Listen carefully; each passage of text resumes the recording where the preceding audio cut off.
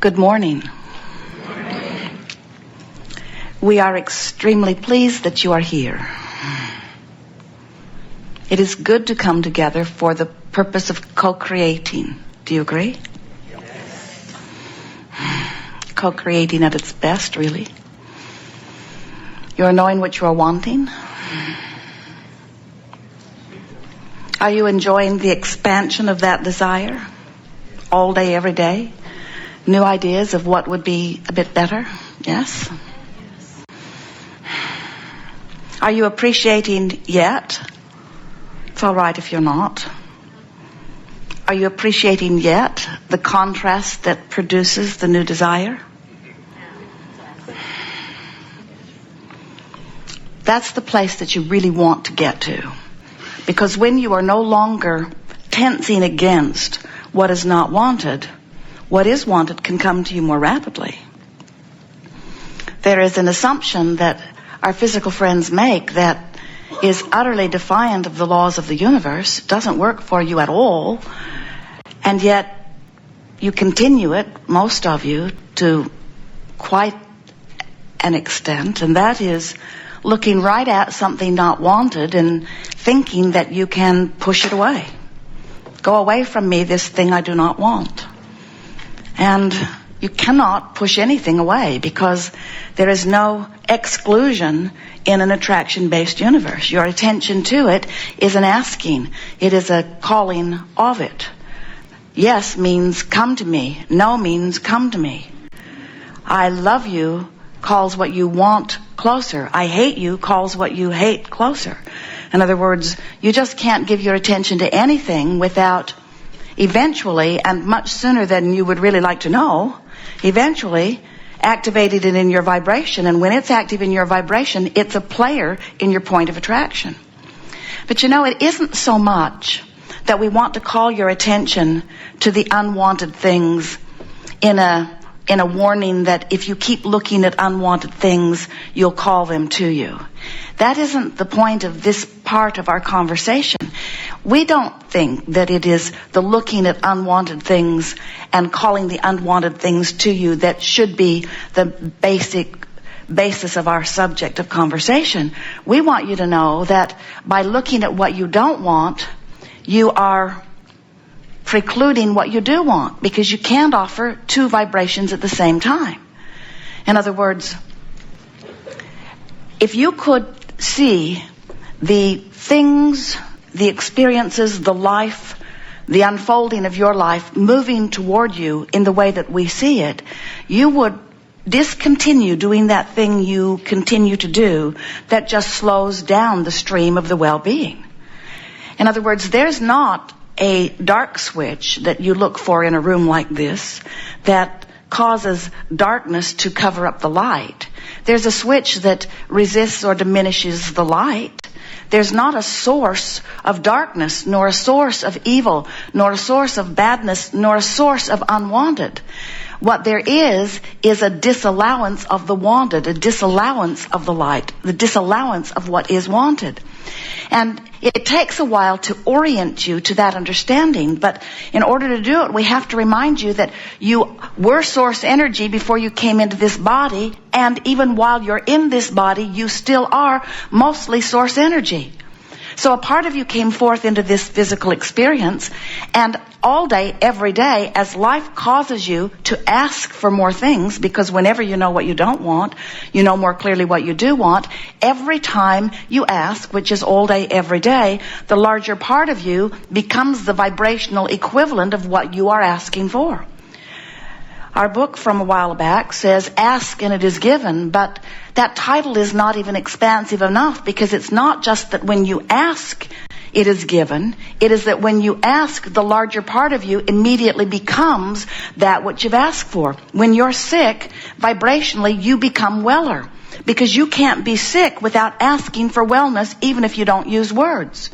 If you're tired, you ask for more vitality. When you're confused, you ask for more clarity. In other words, the contrast causes you to focus vibrationally requests, which the larger part of you assumes and becomes. And as you are constantly becoming weller, clearer, more prosperous, more sure of yourself, more loving, more expansive, which you are doing all day, every day, as you become more of those things, then if in the middle of a conversation, or in the middle of watching something on television, or in the middle of mulling something over in your own mind, you light upon a contrasting, contradictory thought to that expansive, worthy being of wellness that you are, when you do that, you introduce a vibration that in a sense corrupts your allowance of who you really are. Jeannie said after one of the recent workshops, Jeannie and Barbara out there on the computers and Sandy, that someone came new to the seminar who was not registered, and so they found her in the larger database like they always do, and when they pushed the button that they push all the time that exports that record into the current file, it didn't come. It came, but when they tried to print it, it made the computer crazy. And the consensus was this was a corrupted record. Corrupted record. It was a corrupted record that made a little havoc in the system. Corrupted. Well, what we want to say to you is when you are mad at someone, you're introducing a corrupted record to your system, so to speak. In other words, the system that is really you is not going to work at the proficiency that it would if you had not introduced that contradictory thought to it. And so we want you to get the sense, not that there are good things and bad things, while there are wanted things and unwanted things, but we would like you to leave this gathering today feeling the wholeness that is you and a newfound determination to try to lean more into that wholeness and not be so willing or even lazy or sloppy in your thinking that you are willing to introduce those not up to speed with who you are kinds of thoughts. You are a lover, and when you find reason to criticize, you're introducing corruption to the you that is you. And we use those words in the way that you just heard it. In other words, it's not a big thing. In other words, there were plenty of well-working records in the system, but they spent more time on that one corrupted record than they did on the whole rest of the records that morning.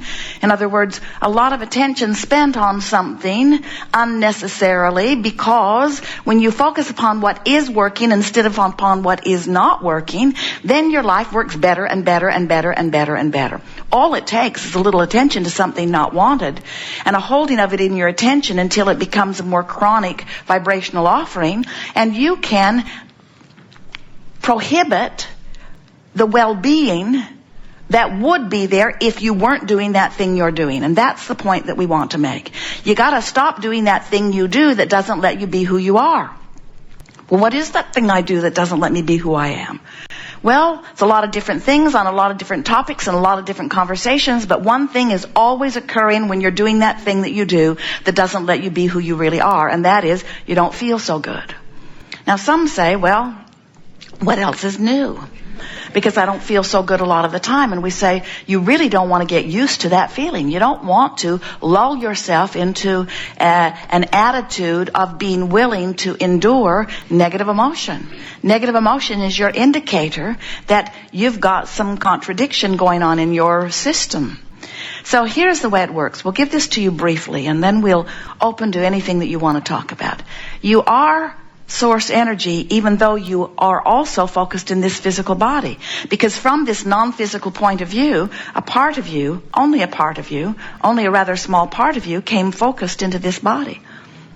You came so deliberate and with such eagerness, because you knew that the variety of this physical leading-edge time-space reality would inspire. We're doing the sifting and sorting here as this demonstration. As you sift through, you know what you don't want, you know what you do want, you know what you don't want, you know what you do want. You can't help but reach for improvement all day, every day, even if you're a one-celled organism.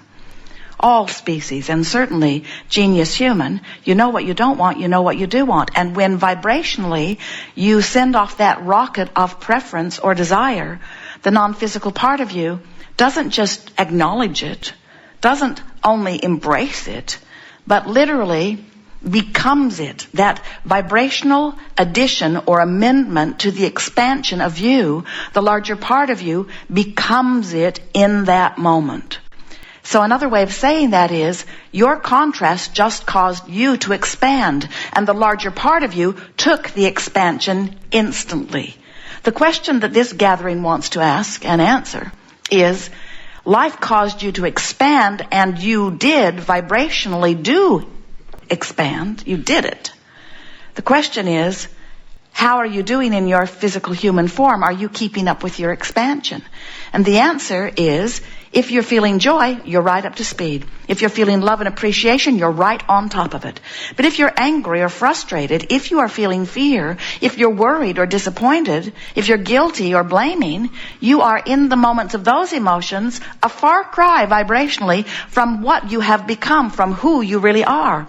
And that's the thing that we so much want to impress upon you in the hours that are before us today. We want you to come to understand that every time you have negative emotion, every time you have sickness in your body, every time something's not going the way you want it to go, it isn't because something outside of you is hindering you. It isn't because you've compared yourself to something else or someone else who is succeeding while you are not. It is that you have set a new standard for yourself that you're not keeping up with.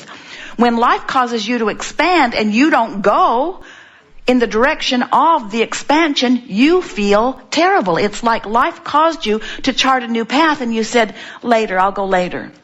It's like life caused you to chart a new path, and all that you know is Source has taken it and is now calling you toward it. And it's like you're saying, oh, I know I've expanded, but I choose not to go. I'd rather complain over here for a while longer.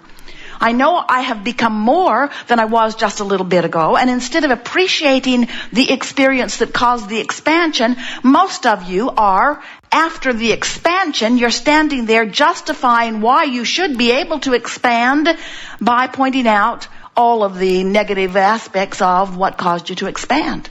Happens to you, doesn't it? You have a friend. You call it a former friend, but you have an acquaintance. You might be married to them. You might have given birth to them. A former person that I used to like. So here you have this former person that you used to like, and you're still interacting with them, and the contrast is causing you to ask for many things. They're rude, you want them to be nicer. They're having a hard time, you want their life to be better. You're having a hard time, you want your life to be better. They're not telling you the truth, you'd like to have a more truthful-based relationship. In other words, the contrast is causing you all day to, and here, you have to hear this, create your new and improved version of them and your relationship with them. In other words, you can't have an unpleasant experience without asking for something that you consider to be an improvement. And when you do, the non-physical part of you agrees completely and becomes that person in that relationship, that person, that improved person, you, in that relationship, that improved relationship, Source becomes it immediately. But you, most of you, you don't go and become it because you've asked. Most of you cannot say and really mean, I've asked and therefore it is. Most of you say, I've asked and someday it will come. Hopefully it will be soon. But it sure isn't here yet, and I'm bummed about that.